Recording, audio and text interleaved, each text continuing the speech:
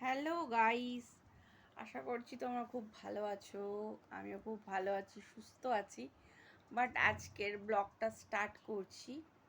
বুঝতে পারছো আজকের ব্লগটা আজকে এখন কটা বাজে তোমাদের একটু দেখিয়ে দিই। কটার সময় আমি ব্লগ করছি তোমাদের দেখাই। সারা দিনের পর আমি কখন ব্লগ করতে বসছি দেখতে পাচ্ছ, রাত হয়েছে। ঠিক আছে, তো আশা করছি তোমরা খুব ভালো আছো, আমিও খুব ভালো আছি, সুস্থ আছি।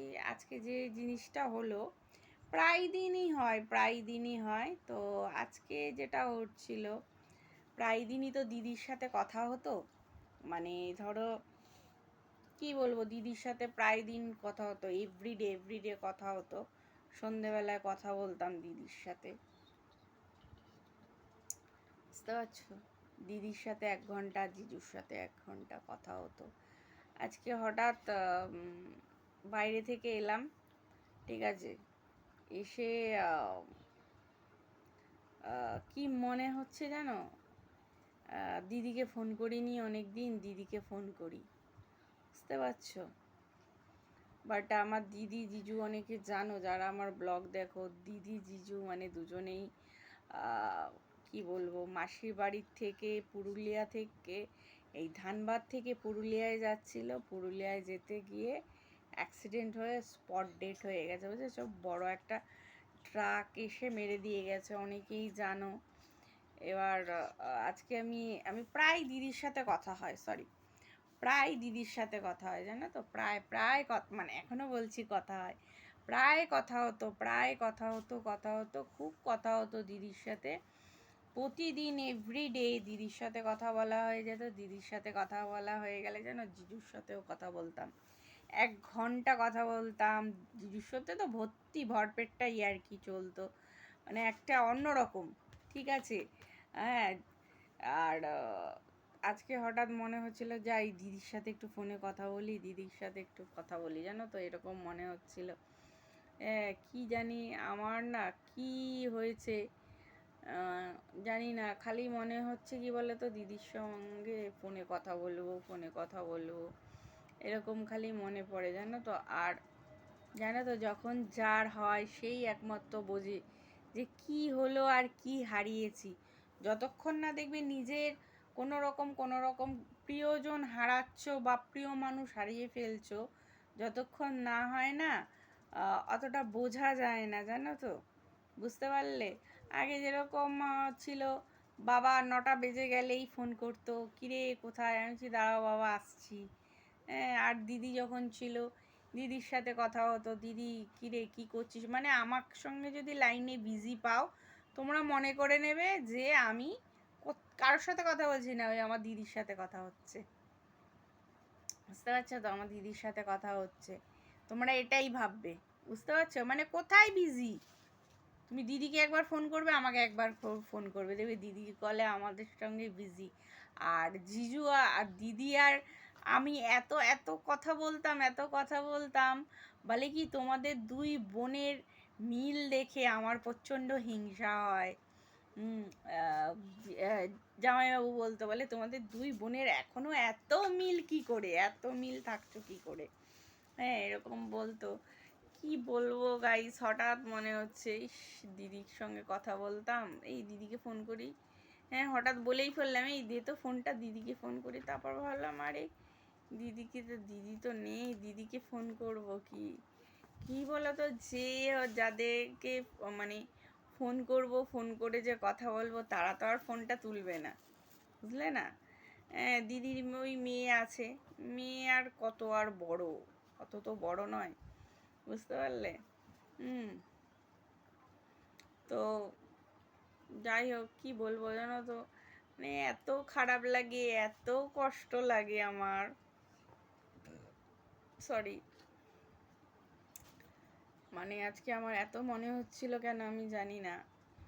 দে তো দিদিকে ফোন করি, এরকম একটা ব্যাপার, দে তো দিদিকে ফোন করি। বুঝতে পারছো? সত্যি গো গাইস, মানে আমি না, মানে মন থেকে মেনে নিতে পারছি না যে ওরা চলে গেছে। হ্যাঁ, 1 বছর হতে চলে গেছে, 1 বছর হয়ে গেছে, কিন্তু ওরা যে দিদি আর জিজু যে চলে গেছে এমনও মানে আমি ভাবতেই পারি না। আমার যেন কি বলবো, ভাবলেবি আমার কষ্ট হয় জানো, ভাবলেবি কষ্ট হয় যে ওরা সত্যিই কি চলে গেল দুজনে। এই তো সেদিন বিয়ে হলো, মা গেল, বাবা গেল, আমরা গেলাম, ট্রেনে গেলাম, করলাম, হ্যাঁ, ট্রেনে যাচ্ছি, ধানবাদ যাচ্ছি, হ্যাঁ, ট্রেনের মধ্যে ঘুমাতে ঘুমাতে চলে গেলাম দিদির বিয়েতে, আবার দিদির বিয়েতেও বিয়ে হলো। সেই দিদিদের যেটা দিদিকে নিয়ে গেছিল সকালবেলায়, ভোরবেলায় দিদি পুরুলিয়ায় চলে গেছিলো, বুঝেছো, দিদি পুরুলিয়ায় চলে গেছিলো। কিন্তু সেসব ভাবছিলাম জানো তো। তো তারপর দিদির ইসে হচ্ছে, হালদি হচ্ছে, হালদিতে মা হালদি লাগাচ্ছে যেসব বড়দের নিয়ম থাকে, সেখানে তো একটা নিয়মে কিছু নিয়ম থাকে না, কিন্তু এখনকার দিনের নিয়মটা অন্যরকম দেখি। সবাই হালদিতে গেলে একটা আনম্যারিড মেয়েও দেখছি হালদি লাগাচ্ছে, ঠিক আছে। কিন্তু আগেরকার জামানায় যারা বিয়ে করেছে, যতক্ষণ না একটা নিয়ম ছিল, যতক্ষণ না একটা মেয়ের বিয়ের এজ হচ্ছে বা তাকে শ্বশুরবাড়ির থেকে দেখে গেছে, হালদিতে কিন্তু একটা ইয়ং মেয়েকে কিন্তু কখনো দেখবে না হালদি লাগাতে। 5 জন এও স্ত্রী লাগে, ঠিক আছে, 5 জন এও স্ত্রী মানে কি বিবাহিত মহিলা, 5 জন লাগে বিবাহিত মহিলা, তারা একটা মেয়েকে হালদি দিতে পারে। কিন্তু এখনকার দিনে দেখছি কি বলতো, সবাই সবাইকে হালদি লাগিয়ে যাচ্ছে। বন্ধুর বিয়ে তো সেও গিয়ে হালদি মাখছে। কিন্তু না গো, ওই নিয়মটা নেই, ওইগুলো কিন্তু করাটা উচিত না, ঠিক আছে। 5 জন এও স্ত্রী মিলে, মানে যারা হয় মারা তো দেখে না, ধরো মাসি, মামি, কাকি, হ্যাঁ, আরও যারা আছে আর কি, ধরো কারো 4টে ভাই, কারো 3টে ভাই থাকে না, 3 বোন, এরা মিলে 7 জন কি 5 জন মিলে হালদি লাগায়, তারপর হালদি বাটে। কিন্তু এখনকার দিনটা অন্যরকম, যাই হোক, সেটা যাই হোক। কিন্তু আমি দিদির মনে হচ্ছে জানো তো, এই তো বাবা গেল, এই তো বিয়ে হলো, এর মধ্যে এত কিছু হয়ে গেল, মানে এরকম একটা লাগছে যেন, কি যে খারাপ লাগছে, কিছু বলার নেই জানো, কিচ্ছু বলার নেই, খুব খারাপ লাগছে। মানে কি বলবো গাইস, আমার এতটাই খারাপ লাগে, আমার এতটাই খারাপ লাগে, মানে তোমাদেরকে কি বলবো বলো তো, আমার এতটা বাজে লাগে না। মানে সন্ধ্যাবেলায় এই যে 9টা বাজছে, তোমাদেরকে দেখাচ্ছি, এই টাইমটায় আমি আমার দিদিকে কল করতাম, জিজুকে কল করতাম, দিদির সঙ্গে 1 ঘন্টা হয়ে গেলে জিজুর সাথে 1 ঘন্টা হয়ে যেত। মাঝরাতে আবার দেখছি যে আমার ও দেখছি অনলাইন রয়েছে, কি করছেন, দিদি তো ঘুমিয়ে পড়লো, আপনি কি করছেন, কেউ আছে নাকি বান্ধবী কলে, তা এরকম করে টুকটাকি আর কি হতো, হাসি হতো। তো আর আমিও একটু রাত জেগে কাজ করতাম, কেন আমার রাত জেগে কাজ করতে হতো তখন, বুঝতে পারলে। এবার যদি ঘুম চলে আসতো তখন আমি কি করতাম বলো তো, ঘুম চলে আসলে আমি তখন ওই ধরো ইউটিউব বা ফেসবুকে একটা রিলস করলাম যাতে ঘুমটা কেটে যায়, এরকম হতো। কিন্তু কি বলবো গাইস, এতটা মনে পড়ছে, দুঃখের বিষয়। আমি না, মানে আমি নিজে না কতটা যে শক্ত হয়ে আছি একমাত্র আমিই জানি, কারণ আমি ভীষণ, মানে আমার, মানে কি বলবো গাইস, আমার হার্টটা একদম ঠিক আছে, এটাই আমি মানে সুস্থ, বুঝতে পারছো। মানে কি বলবো, দিদি আর জিজু আমরা মিলে প্ল্যান করেছিলাম, ওদেরকে বলেছিলাম যে তোরা কি ফ্ল্যাট নিবি কলকাতাতে, তখন দিদি আর জিজুই বলে ঠিক আছে, তাহলে তুই তোর পাশেই আমরা একটা ফ্ল্যাট নেব, ফ্ল্যাট একটা কিনবো, ঠিক আছে, ফ্ল্যাট একটা কিনবো, তাহলে তোর পাশেও থাকবো আর আমার পাশেও থাকবো। দিদিকে বললাম একটা দরজা থাকবে, সেটা দিয়ে এন্ট্রান্স হবে, তোর ঘরেও যেতে পারবো, তুইও আমার ঘরে আসতে পারবি, অসুবিধা হবে না। কোনো দিন যদি মনে হয় তাহলে তুই দরজাটা দিয়ে দিতে পারিস, আমার কোনো অসুবিধা হবে না, 2 বোন তো পাশে থাকবো। জিজু বলছে, বলে তুমি এই কথাটা ভাবলে কি করে, জিজুই বলছিল তুমি এটা ভাবলে কি করে যে আমরা দরজাটা খুলে দিয়ে আমরা পাঁচিল তুলে দেবো। হ্যাঁ, এই কথাটা ভেবো না তুমি কখনোই, এটা কখনোই হবে না। তোমার দিদি করতে চাইলে, আর জিজু বলছে আমি তো দেবো না, বুঝতে পারছো? দিদি পাঁচিল তুলে দিতে চাইলেও সে হচ্ছে জামাইবাবু দেবে না পাঁচিল তুলতে, ঠিক আছে, এরকম বলেছে। কি ভালো ছিলাম, কি ভালো ছিলাম, এটাই শেষ কথা হয়েছিল আমার আর দিদির সাথে। তারপর না হঠাৎ দিদি অনেক দিন ফোন করে না, ফোন করে না, ফোন করে না। আমি কি হলো, দিদির কি খুব শরীর খারাপ হলো যে ফোন করছে না? মাসির কিছু হলো? মিশো তো নেই, বুঝতে পারলে না, মিশো মারা গেছে হার্ডলি 2 বছর হয়েছে। কি হলো আমি না বুঝতে পারছি না, কি হলো কি হলো। ফট করে আমি যখন ফোন লাগিয়েছি তখন দিদির মেয়েটা ধরেছে, বলে মাসি আমি তোমাকে ফোন করেছিলাম। আমি বললাম এই তোর মা কোথায়, মাকে দে। বলে মাম্মি পাপা নেই, মাম্মি পাপা অ্যাক্সিডেন্টে চলে গেছে। বুঝতে পারছো, এই কথাটা এলো। আমি বললাম কি বলছিস? বলে হ্যাঁ এটাই সত্যি মাসি, মাম্মি পাপা নেই। আর কোনোদিনও তুমি পুরুলিয়ায় আর কার কাছে যাবে, কেউই নেই তোমার পুরুলিয়াতে, আর কেউ রইলো না, বুঝতে পারছো, এরকম বললো। বাট আমার না খুব খারাপ, মানে খারাপ বলতে কি এতটাই কষ্ট লেগেছে না, বলে বোঝাতে পারবো না। কিন্তু কিছু মানুষ আছে তারা এই ভিডিওটা দেখবে আমি জানি, সেই মানুষগুলোকে খুব আনন্দ হয়েছে, বুঝতে পারছো কেন বলো তো? দিদি বনেদি বাড়ির ছেলেকে বিয়ে করেছে, দিদির মানে জাগা জমি সব ছিল, দিদি সবসময় সোনা দানা পরে ভরে থাকতো তো, ঠিক আছে। আর দিদি হচ্ছে বনেদি বাড়ি পুরুলিয়ার ছেলের সাথে বিয়ে হয়েছিল, বড় ছেলের সাথে, বুঝতে পারলে? তো এইটা হয়েছিল বলে আমাদের কিছু লোকের মানে নাক কাটা গেছে, বুঝতে পারছো, নাক কাটা গেছে।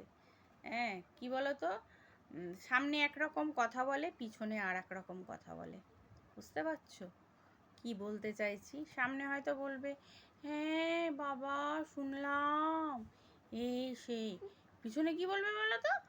ওই তো ঠিকই হয়েছে, ঠিকই হয়েছে, ভালো হয়েছে, বেশি ভালো, বড়লোক ঘরে বিয়ে দিতে গেছিল না, এই সেই, আরো আগড়ুম বাগড়ুম, বুঝেছো? ওইসব ছোট লোকের কথা আমি মুখে আনতে চাই না, বলতে বাধ্য হলাম ছোট লোকটাও, ঠিক আছে।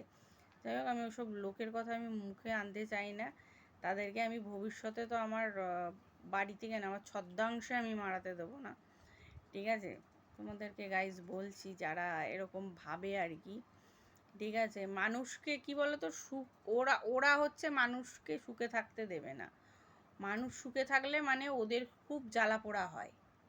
যে কেউ গো, যে কেউ, পাড়ার পাশের বাড়ি হলেও সেও সুখে আছে। ধরো ডাল ভাত খেয়ে সুখে আছে, সে হয়তো একটা ভালো জামা পরেছে, ভালো একটা চুড়িদার পরেছে, ইসে পরেছে, ভালো ভদ্র পরেছে, ভদ্র, তাকে বলছে অভদ্র, বুঝতে পারছো এবার তাহলে কিরকম? ভাবো এবার তোমরা। আর তারাই মানে ওরাই হচ্ছে কি বলতো সর্বেশ্বর্বা, আমরা হচ্ছে ঘুটি বাটি, এরকম ভাববি, বুঝতে পারছো? দেখবে ভিডিওটা, দেখবে আমি জানি, বুঝতে পারছো, ভিডিওটা দেখবে আমি জানি, আমার তাতে কোনো যায় আসে না, যেটা সত্যি আমি সেটাই বলবো। তোমাদের কপাল পোড়া বলে কি লোকের কপাল পোড়া ভাবো নাকি তোমরা, ঠিক আছে। তো যাই হোক গাইজ, খুব মানে কি বলবো, আমার এতটাই ইসে যাচ্ছে না, আমি না ঠিক মতন লাইভে আসলেও না ঠিক মতন বসতে পারছি না, মাথার মধ্যে একটা ঘুরছে এখনো যে সত্যি কি ওরা অ্যাক্সিডেন্টে গেল নাকি কেউ অ্যাক্সিডেন্টটা করিয়ে দিল। এগুলো তো বেশিরভাগ হয় অ্যাক্সিডেন্ট করিয়ে দেওয়া, ঠিক আছে। হ্যাঁ, এবার আমি ভাবছি যে কি এরকম কেন হলো, ঠাকুর এরম কেন হলো? আমরা তো দুই বোনেই থাকতাম পাশাপাশি, কত ভালো হতো বলো তো। দুই বোন থাকলে আজকে দুইজনের কত সুন্দর আরও বন্ডিংটা সবাই দেখতে পারতো, যে আমাদের দুই বোনের কত বন্ডিং। ও মাসির মেয়ে, আমিও মাসির মেয়ে, আমার দিদিমার ও মানে আমার দিদিমা যে আছে, মার মা দিদিমা, একই মায়ের পেটের 3 বোন, মাসিরা 3 বোন। আর ওরা, ও আর আমি ভীষণ মিল আর কি, ঠিক আছে। আর ও হচ্ছে, ও মাসি, আমিও, আমার মাও মাসি, ঠিক আছে। আমার মা ছোটো মাসি, ওর মা মেজো মাসি, ঠিক আছে। আর আমার একটা বড় মাসি ছিল, বড় মাসি তো মারাই গেছে, বড় মেসোটাও মারা গেছে। বড় মেসো ছিল পশু হসপিটালের ডাক্তার ছিল, সে অনেক ছোট থাকতে মারা গেছে। আর তারপরে মাসি মারা গেছে, 5 বছরের মতন হয়েছে মাসি মারা গেছে, 5-6 বছরের মতন। বড় মাসি, বড় মাসিও খুব ভালোবাসতো, ভীষণ ভালোবাসতো বড় মাসি। বড় মাসি চোখে হারাতো না, মানে মরে যাওয়ার সময়ও সেই মানুষটা আমার নাম লিখে গেছে আর কি। কি বলতে চেয়েছিল জানি না, দাদা বললো কি বলতে চেয়েছিল জানি না, কিন্তু তোর নাম খুব নিচ্ছিল, তোর নাম খুব নিচ্ছিল। এরকম দাদা, আমরা যখন এসছিলাম বেলগাছিয়াতে, তখন দাদাই বলে তোর নাম নিয়েছে, আর তোর নাম নিল তোর, ও আর হচ্ছে গিয়ে তোর নাম নিল, তারপরই মা চলে গেল, বুঝলি। কি যে বলতে চেয়েছিল তোকে জানি না, কিন্তু তুই বলছিলে দাদা তো অনেক বড়, দাদা সরকারি চাকরি করে। বলছে যে তুই তো অনেক ছোট রে বোন, কিন্তু ছোট হয়েও তুই না বড় আর কি, বুঝতে পারলি। কিন্তু তোকে কিছু একটা মা বলতে চাইছিল জানিস তো, তোকে খুব খুঁজছিল ওই সময়টা, বুঝতে পারছো, খুব খুঁজছিল বড় মাসি। মানে খুব খারাপ একটা মুভমেন্ট, খারাপ একটা জিনিস আমি তোমাদেরকে শেয়ার করলাম, ঠিক আছে। আমি পুরোটা ক্যালকুলেট করে আমি বলতে পারছি না যে মাসি, বড় মাসি কতটা ভালোবাসতো, আর এই যে মেজো মাসিটা বেঁচে আছে এই মেজো মাসিটাও যে কত ভালোবাসে তোমাদের কোনো আইডিয়া নেই, বুঝতে পারছো, এতটাই ভালোবাসতো। আর আমার দিদির সাথে তো আমাদের কি যে বন্ডিং ছিল, তোমরা না দেখলে বিশ্বাস করতে না। কিন্তু একটা স্বপ্ন হলো না আমার, সেটা হচ্ছে দিদি আর আমি একটা ফ্ল্যাট আমরা নেওয়ার কথা ছিল। মানে ও নিত 1200 স্কোয়ার ফিট, আমিও নিতাম 1200 স্কোয়ার ফিট, দুজনে মিলে নিতাম। হ্যাঁ, ও হয়তো অর্ধেক টাকা দিয়ে দিত, আর এখন তো ফ্ল্যাট নিতে গেলে একটা অর্ধেক দিতেই হয়, লামসাম কিছু একটা দিতে হবে, তারপরে তোমাকে ফ্ল্যাট হ্যান্ড ওভার করবে, নইলে তো করবে না, ঠিক আছে। ওরকম দিয়ে আমি আরও নেওয়ার ইচ্ছা ছিল, বাট এখন আমি ফ্ল্যাট নিচ্ছি, বাট আমি একা নিচ্ছি। আর একা হচ্ছে কি বলো তো, লোন ফোন যাই হবে না, একা। আর দিদিরটাও হলে, দিদিও লোন ফোন হলে দিদিরও একা হতো, বাট এই কি পাশাপাশি, বুঝতে পারছো, এই কি আমাদের পাশাপাশি থাকতাম, দেখতে পারতে ভিডিওতে এতে, কিন্তু সেটাই, সেই স্বপ্নটাই হলো না, বুঝতে পারলে। খুব খারাপ লাগে গো, খুব খারাপ লাগে। অনেকে হয়তো বোঝে, অনেকে হয়তো না বোঝার বান করে, জানি না তাদের মস্তিষ্কতে কী চলে। বাট গাইজ, তোমাদেরকে কি বলবো, আমার মানে মাসিরাই অন্ত, কি বলবো, মাসিদের মতন লোক হয় না গো, বুঝতে পারছো গাইজ, মাসি মাসিই হয়, বুঝেছো, মানে খুব ভালো। আর যখন আমি ধানবাদেও গেছিলাম, মাসি আমাকে একটা ঘরের তো কোনো কাজ করতে দেয়নি, প্রথম কথা। দ্বিতীয় কথা, মাসিকে যা বলেছিলাম মাসি রান্না করব, মাসি একদম কোনো কথাই বলেনি, বুঝতে পেরেছো। তাও রাগ করেছিল আমি কথাটা বলেছিলাম বলে। যাই হোক, এটা মাসির বাড়িতে গেছি, মাসিরও তো বয়স হয়েছে, মাসির জন্যেও তো কিছু করলে, নিজের করতে পারলে একটু নিজের মনকে বুঝতে দিতে পারতাম, ঠিক আছে। তো সেটা হলো না। বাট কিন্তু মাসি যেদিন আমি চলে আসছিলাম, মাসি মেসো দুজনেই খুব কান্নাকাটি করছিল, বুঝতে পারলে গাইস, খুব কান্নাকাটি করছিল। মেসো যখন বাস ছেড়ে দিচ্ছিল তখন খুব কান্নাকাটি করছিল, কেন আমি তখন পুরুলিয়ায় চলে যাচ্ছিলাম, তারপর তো আর দেখা হবে না, না, পুরুলিয়া থেকে আবার ট্রেনে উঠবো, দিদির বাড়ি যাব, সেখান থেকে ট্রেনে উঠবো, ট্রেনে উঠে তারপরে আমি হচ্ছে আমার বাড়ির দিকে আসবো, বুঝতে পারছো। সেই সময়কার একটা মুভমেন্ট, ওই যেটা বলে জামাইবাবু আর দেখছে যে তোমার বোন এই টাইম থেকে এই টাইমে গেলে শুভ হবে, এই টাইমটা থেকে এই টাইম গেলে।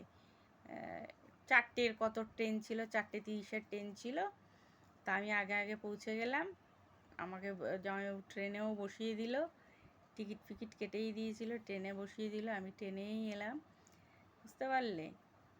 আমাকে বলছে রিজার্ভেশন দেবো, আমি বলছি রিজার্ভেশন দেবেন না জামাইবাবু, একটু অন্যরকমভাবে আমি ঘুরতে পছন্দ করি তো, সেরকমই দিন আর কি। ওই দিককার ট্রেনগুলো বেশ ভালো ছিল, মানে ফাঁকা ফাঁকা ছিল, বাট ভিড় ছিল না সেরকম ঠাসানো ভিড়, বুঝতে পারলে?